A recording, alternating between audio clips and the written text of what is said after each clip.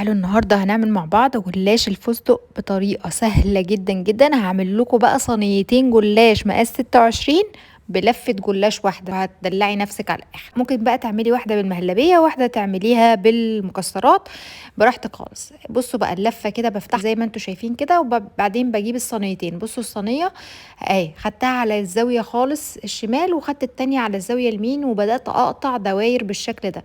طبعا هتلاحظوا ان في الجلاش بقى هيبقى في النص كده الزوايا التانية هتبقى فيه يعني قطع متقطعة، طبعا هنستخدمها برضو مش هنرميها.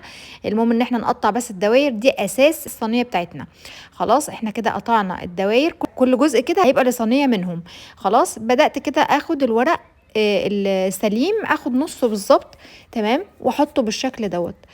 بدهن كل ورقتين، مش بتحطي بقى ايه كل ورقه وورقه، وما تدهنيش كتير، يعني انت بتدهني قليل. الصوره موضحه انه كتير، بس هي حاجه بسيطه كده بالفرشه. بعد كده باخد في النص بقى شويه من المقطع ده برضو، علشان ما يبقاش المقطع على الوش او من تحت. خلاص وبعد كده بحط برضو من السليم تاني، وهكذا لحد ما اخلص يعني نص الكميه هنا ونص الكميه هنا تمام. وهبتدي بعد كده ان انا اجيب الفستق بقى بتاعي، فبدات ادق عليه بالشكل ده عشان انا كنت عايزاه يبقى مطحون بس مش خشن قوي.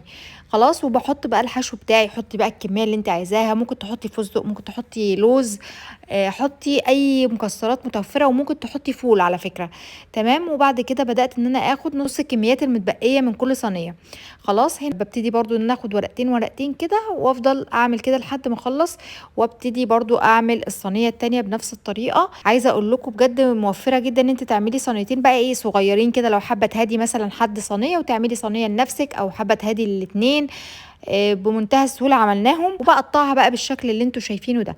انا قطعت الاول بالطول كده، قطعتهم رفيع مش عامله القطع كبيره، وبعد كده الناحيه التانية عملتها بالورب، يعني شكل كده ايه تبقى سمبوكسات. خلاص بالشكل اللي انتوا شايفينه ده، بتعمليها كده بميلان شويه وبس كده. خلاص هقطع برضو التانية نفس الكلام. الموضوع سهل جدا، تقطعي الصينية بأي طريقة انت حباها، مفيش مشاكل يعني اي تقطيع. خلاص كده بعد ما قطعتها ببتدي بقى ان انا اسقيها برضو من فوق سمنة على بسيط كده، مش كتير قوي بس. وخلاص بقى هدخلهم الفرن على درجة حرارة 180، ما بياخدش وقت خالص، ممكن تلت ساعة بالكتير وبيكون جاهز. هنا ده شكله بعد ما طلع من الفرن، مش قادرة اقول لكم القرمشة، وشه تحفة جدا. عليكي بقى ان انت تسقيه عسل او سيرب يكون تقيل علشان يحتفظ بقرمشته وجماله. السيرب ده بيبقى عبارة عن ايه، كل كوباية سكر عليها نص كوباية مية وعصرة ليمونة، وتسيبيه على النار 10 دقايق يغلي، وبعد كده تحطيه في برطمان، ولازم طبعا يبقى ساقع من التلاجة.